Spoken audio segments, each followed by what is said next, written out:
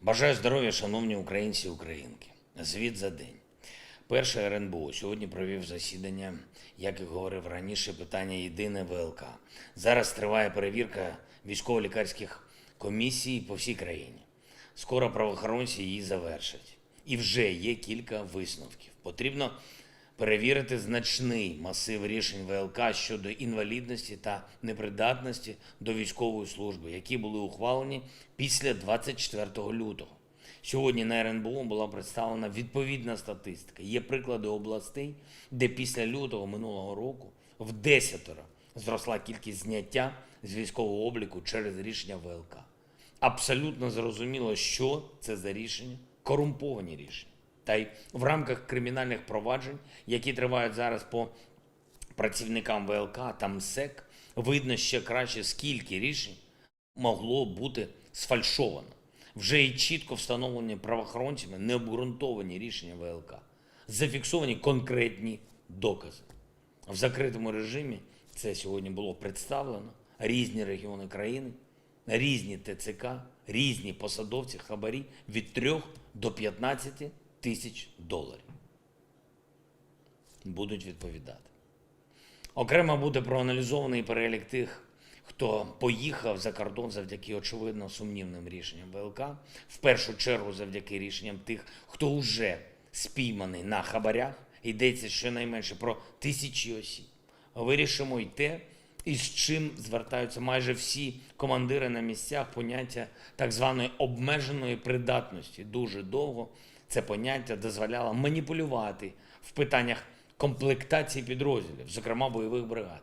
Все, що стосується придатності чи непридатності до військової служби, повинно бути максимально чітким, щоб і людина розуміла, як вона може допомогти обороні, і щоб у підрозділах була ясність, ким їх будуть комплектувати. І дуже важлива річ – цифровізація роботи ВЛК. Жодних черг, жодних блукань заради того, щоб знайти чи підписати потрібний папірець.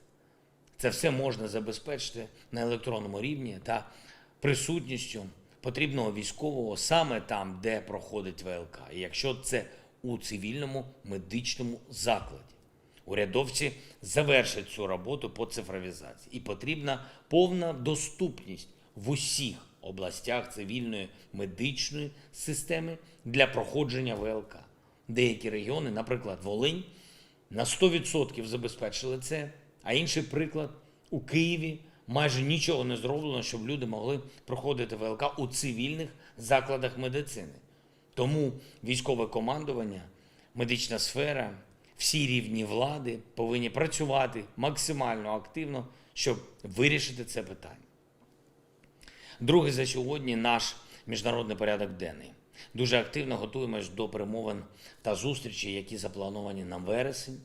Провів наради із міжнародниками, із нашими послами у відповідних країнах. Чітко бачимо, з якими лідерами маємо зустрітись та переговорити, а також які результати маємо принести Україні. Третє, Євросоюз провів велику нараду із представниками парламенту, з урядовцями, нашими міжнародниками щодо нашої готовності до відкриття переговорів про членство з Євросоюзом, виконання рекомендацій, необхідні законопроекти, які вже підготовлені та які потрібно проголосувати в парламенті. 226 голосів за кожне рішення для України в Євросоюзі. Це обов'язок. Ще кілька речей. Формула миру. Сьогодні відбулася нова зустріч із представниками дипломатичних установ щодо реалізації формули миру. Андрій Єрмак її провів.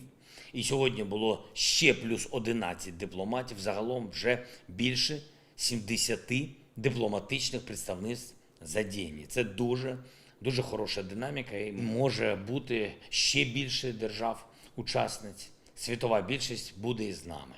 Формула миру задумана так, щоб кожна країна та кожен лідер могли проявити свої можливості заради спільного результату, заради справедливого та стійкого миру. І наше ППО. Я дякую кожному воїну, які щодня, щоночі захищають українське небо. Дуже активно працюємо над тим, щоб забезпечити для України нові системи протиповітряної оборони. Зараз не час говорити публічно про деталі, але з різними нашими партнерами тривають переговори про додаткові системи ППО. Крок за кроком наближаємо цей успіх для України. Слава усім, хто б'ється і працює заради України. Я дякую усім світі, хто допомагає. Слава Україні!